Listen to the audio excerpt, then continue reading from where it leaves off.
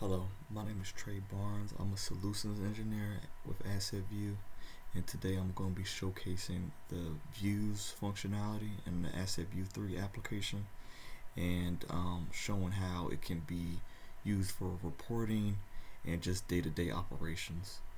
So on your screen here, you're going to see the asset search screen, and I have an employees assigned user-defined field here.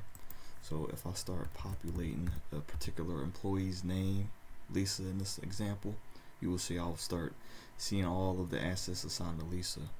Now if I add a comma and start typing another employee's name here, you'll see I get the combined view of Lisa and Joe.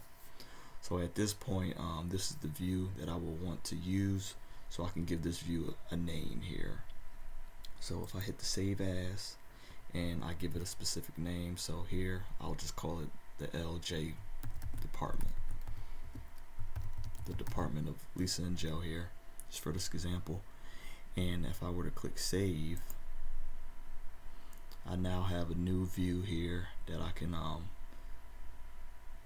edit or delete, and from this point I can use this view, whenever I will want, when I'm interfacing the application.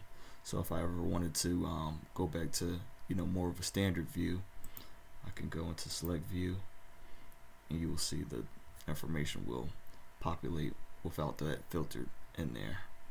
And I can always reference it again here. It's going to be in my list of views, LJ department, and you'll see it'll populate again.